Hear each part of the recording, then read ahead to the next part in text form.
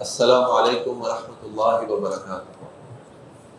نحمد ونصلی علی رسولہ الکریم، اما بعد، اعوذ باللہ من الشیطان الرجیم۔ اذ الفتیۃ الی الکہف رب اشرح لی صدری ویسر لی امری واحلل عقدۃ من لسانی یفقہوا قولی سبحانک لا علم لنا الا ما علمتنا انک انت العلیم الحکیم۔ اللهم ارنا الحق حقا وارزقنا اتباعه وارنا الباطل باطلا وارزقنا اجتنابه آمین یا رب العالمین۔ ہم پچھلے کچھ دنوں سے سورۃ الکہف کا مطالعہ کر رہے ہیں، اور سورۃ الکہف کے اندر جو پہلا واقعہ ہے اصحاب الکہف کا، اس کے بارے میں جو سورۃ الکہف کے اندر آیات ہیں ہم نے ان کا مطالعہ بھی کیا ہے، اور آج ہمیں اس بات کو سمجھنے کی ضرورت ہے کہ یہ جو علماء نے لکھا کہ اصحاب الکہف کا واقعہ جو ہے یہ فتنہ ایمان کے بارے میں، اور دجال کا بھی اس سورت سے بہت گہرا تعلق ہے۔ اللہ کے نبی صلی اللہ علیہ وسلم کی حدیث آپ نے فرمایا جس نے اس سورت کی پہلی 10 آیات کو حفظ کیا وہ دجال کے فتنے سے محفوظ رہے گا، محفوظ کرا دیا جائے گا، واللہ اعلم۔ تو ہمیں سمجھنے کی ضرورت یہ ہے کہ کس طریقے سے یہ ہمارے لیے آج یہ واقعہ کچھ سوچنے کا موقع مہیا کر سکتا ہے، ہمارے لیے اس کے اندر کیا فوائد اور اسباب ہیں۔ دیکھیے، جب ان نوجوانوں نے ایمان کو قبول کیا اور یہ سب مل کے ایک جگہ جمع ہوئے، تو پھر ان سب نے فیصلہ کیا کہ ہم اس غار کے اندر جا کر اپنا ٹھکانہ بنا لیتے ہیں۔ اور ہم نے آیات میں پڑھا کہ کس طریقے سے انہوں نے اپنی قوم کے سامنے اس آواز کو بلند کیا، اور پھر جب ان کو یہ لگا کہ اب ان کی جان اور ایمان خطرے میں ہے، تو پھر انہوں نے اپنے اس علاقے سے ہجرت کی اور اس غار کے اندر جا کر پناہ لے لی۔ اور پھر اللہ تعالیٰ نے اس غار کے اندر نہ صرف ان کو ایموشنلی سپورٹ کیا، یعنی ان کے دل کو مضبوط کیا، بلکہ اللہ تعالیٰ نے ان کو اس غار کے اندر ٹھکانہ بھی دیا، ان کی حفاظت بھی کی، اور ان کو دنیا کے لیے ایک ایسی چیز بنا دیا کہ جس سے انسان کا قیامت کے اوپر ایمان، دوبارہ جی کر اٹھنے کے اوپر ایمان، اور اس کے ایمان کی مضبوطی جو ہے وہ اس کو حاصل ہو سکتی ہے۔ ہم بھی جب اسلام پر عمل کرتے ہیں، ایمان پر عمل کرنے کی کوشش کرتے ہیں، تو ہمیں بھی کئی مسائل کا سامنا ہے۔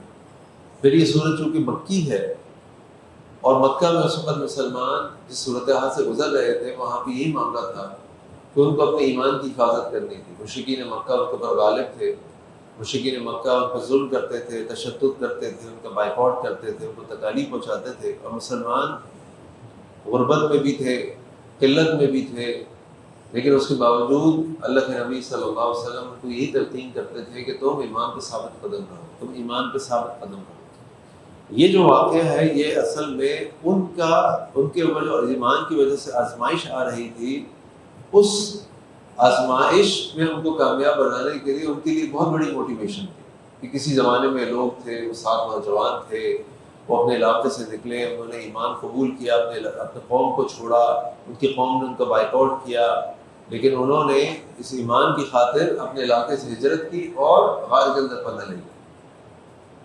آج ہم بھی بعض اوقات ایسی صورتحال سے دوچار ہو جاتے ہیں۔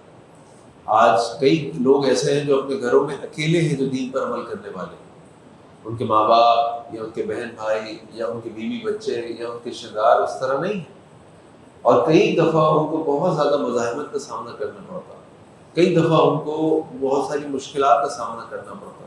لیکن یہ سمجھنے کی ضرورت ہے اس واقعے سے کہ یہ ساری آزمائشیں اور یہ ساری جو منازل ہیں یہ ایک ایمان جو شخص لاتا ہے اس کی زندگی کا حصہ ہے، اس کی جدوجہد کا حصہ ہے۔ جیسے اللہ تعالیٰ نے سورہ روم میں فرمایا الف لام میم احسب الناس ان یترکوا ان یقولوا آمنا وهم لا یفتنون۔ الف لام میم کا لوگوں نے یہ گمان کر لیا ہے کہ وہ یہ کہیں کہ وہ ایمان لے کر آئے اور وہ آزمائے نہیں جائیں گے، ایسا تو نہیں ہوگا۔ اس ایمان کی وجہ سے بڑے بڑے انبیاء پر آزمائش آئی، نوح علیہ السلام پر آزمائش آئی، ہود علیہ السلام پر آزمائش آئی، یونس علیہ السلام پر آزمائش آئی، ابراہیم علیہ السلام پر کتنی آزمائشیں آئی۔ اللہ تعالیٰ نے تو ان کے لیے سرٹیفکیٹ اتار کے قرآن کریم میں کہ ہم نے وَإِذْ ابْتَلَىٰ إِبْرَاهِيمَ رَبُّهُ بِكَلِمَاتٍ فَأَتَمَّهُنَّ، ہم نے جب ابراہیم کو آزمایا، ابراہیم اس آزمائش کو پورے اترے۔ یوسف علیہ السلام کی آزمائشیں ہم جانتے ہیں، یعقوب علیہ السلام کی آزمائشیں ہم جانتے ہیں، موسیٰ علیہ السلام کی آزمائشیں ہم جانتے ہیں، اور سب سے بڑھ کر نبی کریم صلی اللہ علیہ وسلم کی آزمائشیں ہم جانتے ہیں۔ ایمان کا ڈائریکٹ تعلق ہے آزمائشوں کے ساتھ۔ جب بھی انسان ایمان میں آگے بڑھے گا اس کی آزمائشیں بڑھ جائیں گی۔ کیوں؟ اللہ کے نبی صلی اللہ علیہ وسلم کی حدیث آپ نے فرمایا سب سے زیادہ آزمائشیں آتی ہیں انبیاء کے اوپر، سب سے زیادہ، اور اس کے بعد جو انبیاء جیسے ہوتے ہیں یا ان کے قریب ہوتے ہیں ایمان، اور پھر آگے اللہ کے نبی فرمایا ہر شخص کو اس کے ایمان کے بقدر آزمایا جاتا ہے، جتنا زیادہ جس کا ایمان ہوگا اتنی زیادہ اس کی آزمائشیں ہوگی۔ تو جب خاص طور پہ انسان ایمان لے کر آئے گا تو اس ایمان کی تو آزمائش ہوتی ہے، اور دجال بھی جب آئے گا اور اس کے فتنے ہوں گے، وہ اپنی اللہ تعالیٰ اس کو کچھ صلاحیتیں دیں گے، کچھ چیزوں پہ اختیار دیں گے، اور وہ لوگوں کو ششدر کر دے گا، حیران کر دے گا۔ لوگ کہیں گے بھائی، اور کہے گا میری عبادت کرو، میں تمہارا رب ہوں، لیکن لوگ اس کی بات مان لیں گے۔ حدیث میں آتا ہے اس کے ماتھے پہ لکھا ہوگا کافارا کفارا کافر، لیکن پھر بھی لوگ اس کے پیچھے چل رہے ہوں گے۔ پتہ ہوگا کہ مسلمان نہیں، صاف لکھا ہوا ہے کفر، لیکن لوگ اس کے پیچھے لگے ہوئے ہوں گے۔ کیوں؟ کیونکہ ایمان کمزور ہو جائے گا۔ اور اللہ تعالیٰ نے سارے واقعے کے بعد آخر میں جو دو ہتھیار اتارے کہ دو چیزیں ایسی ہیں کہ جن کو اگر تم مضبوطی سے تھام لو گے تو اس فتنے سے بچ جاؤ گے۔ وہ دو چیزیں کیا ہیں؟ نمبر 1 میں اللہ تعالیٰ نے فرمایا وَاتْلُ مَا أُوحِيَ إِلَيْكَ مِن كِتَابِ رَبِّكَ، اپنے رب کی طرف سے جو کتاب تم پر وحی کی گئی ہے اس کی تلاوت کرو، یعنی اس قرآن حکیم کو پکڑ لو، اس کو پڑھو، اس کو سمجھو، اس پر عمل کرو، اس کے مطابق زندگی گزارو، اس کو اپنی زندگی کا آئین بناؤ، اپنی زندگی کا قانون بناؤ۔ اگر تم اس کتاب کے ساتھ چلتے رہو گے، اس کتاب کے اندر فی ذکرکم، تمہارا اپنا ذکر ہے، تمہارے مسائل کا حل ہے۔ اور اللہ کے نبی صلی اللہ علیہ وسلم کی مشہور حدیث بھی ہے ترکت فیکم امرین لن تضلوا ما تمسکتم بہما کتاب اللہ و سنتی، تو میں تمہارے درمیان دو چیزیں چھوڑ کے جا رہا ہوں، اگر تم ان دو چیزوں کو مضبوطی سے تھام لو گے تو تم کبھی گمراہ نہیں ہوگے، اللہ کی کتاب اور میرا طریقہ۔ اور نمبر 2 جو اللہ تعالیٰ نے فرمایا نا کہ تم ان لوگوں کے ساتھ اپنا وقت گزارا کرو، ان لوگوں کے ساتھ صبر کرو جو دن اور رات اللہ کو پکارتے ہیں، اور ان کی زندگی کا ایک ہی مقصد ہوتا ہے کہ اللہ راضی ہو جائے، یعنی اچھی صحبت۔ ایک کتاب یعنی علم، اور دوسری چیز اچھی صحبت۔ یہ دو چیزیں ایسی ہیں کہ انسان اگر ان دو چیزوں پر مضبوطی سے عمل درآمد کر لے تو وہ بہت بڑے بڑے فتنوں سے بچ سکتا ہے، بہت بڑے فتنہ ایمان سے بچ سکتا ہے۔ اور یہ دو چیزیں ہمارے ہاتھوں سے نکل جائیں، ہم اللہ کی کتاب کے ساتھ ہمارا کوئی تعلق نہ ہو، تو کہاں سے ہدایت ملے گی؟ یہ جو جب بندے نے اللہ سے دعا کی سورہ فاتحہ کے اندر اہدنا الصراط المستقیم، اے اللہ ہمیں سیدھا راستہ دکھا دیجیے، تو اللہ نے اس پورے قرآن کو نازل کیا، دیکھو یہ سیدھا راستہ، پڑھتے جاؤ، سیدھا راستہ حاصل کرتے جاؤ۔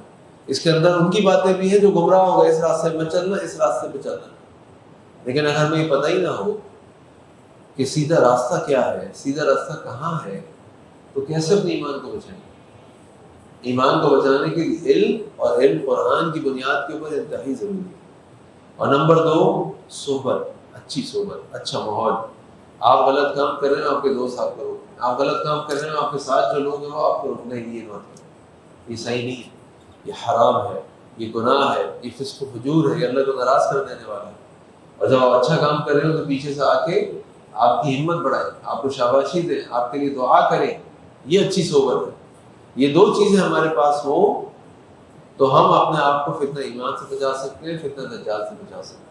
کیونکہ دجال کا فتنہ بھی یہی ہوگا کہ وہ لوگوں کو ششدر کر دے گا، اپنی قدرت دکھا کے جو اللہ نے اس کو دی ہے، اور لوگ سمجھیں گے کہ یہ ہمارا رب ہے، یہ مردے کو زندہ کر دیتا ہے، یہ بیمار کو صحت دے دیتا ہے، یہ زندہ کو مار دیتا ہے، اس کے بعد بڑے اختیار ہیں، یہ ہمارا رب ہے۔ اس سے کیسے بچیں گے؟ جب ہمارے پاس علم ہوگا۔ اگر علم نہیں ہوگا، اس قرآن سے ہمارا تعلق نہیں ہوگا تو نہیں بچیں گے۔ تو بہرحال کی بات ختم کرتے ہوئے کہ جو کچھ اسباب ہم اصحاب الکہف کے واقعے سیکھ سکتے ہیں وہ یہ کہ نمبر 1 اپنا توکل اللہ میں مضبوط رکھیں۔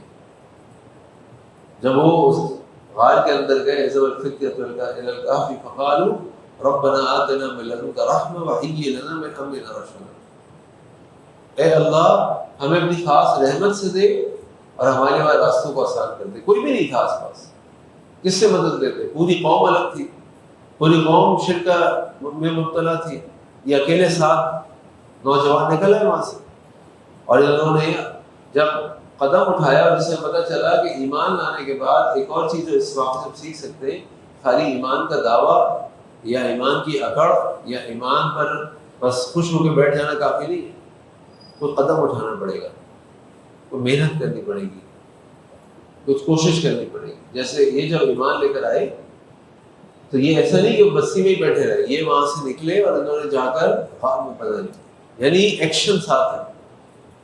نمبر 3 دعا، اللہ تعالیٰ سے دعا. اور اللہ تعالیٰ سے دعا کا مطلب یہ ہے کہ انسان یہ جانتا ہے، سمجھتا ہے کہ اللہ ہی دینے والے ہیں، اللہ ہی سے میں مانگ سکتا ہوں، اللہ ہی سننے والے ہیں. تو یہ دعا جو ہے ایک مومن کی زندگی کا خاص ہتھیار ہوتا ہے. آپ دیکھیں تقریباً جتنے انبیاء کرام کی باتیں آپ کو واقعات قرآن کریم میں ملیں گے، ان کے ساتھ ان کی دعائیں بھی ملیں گی. موسیٰ علیہ السلام کی کئی دعائیں ملیں گی، ابراہیم علیہ السلام کی کئی دعائیں ملیں گی، نبی کریم صلی اللہ علیہ وسلم کی دعائیں ملیں گی، یوسف علیہ السلام کی دعا ملے گی، ایوب علیہ السلام کی دعا ملے گی، یونس علیہ السلام کی دعا ملے گی، یعقوب علیہ السلام کی دعا ملے گی. دعا کے بغیر تو مومن کی زندگی ہے، ایمان بچ ہی نہیں سکتا. اللہ سے مانگے اپنے ایمان کی سلامتی، بار بار مانگے. تو یہ چیزیں ہیں جو ہم اس واقعے سے سیکھ سکتے ہیں. اور یہ واقعہ اگر اس واقعے کو سمجھے اور سمجھ کر اس پر عمل کرے اور سمجھ کے مطابق نہیں گزارے تو ہم اپنے آپ کو بہت سارے ایسے فتنوں سے بچا سکتے ہیں جو ہمارے ایمان کے فتنے کہلائے جا سکتے ہیں. اللہ تعالیٰ سے دعا ہے کہ اللہ تعالیٰ ہمیں قرآن حکیم پر اور نبی کریم صلی اللہ علیہ وسلم کی سنت پر عمل کرنے والا بنا دے. اللہ تعالیٰ ہمیں ہر قسم کی فتنوں سے بچا لے. سبحانک اللہم و بحمدک اشہد ان لا الہ الا انت استغفرک و اتوب الیک. السلام علیکم و رحمۃ اللہ وبرکاتہ.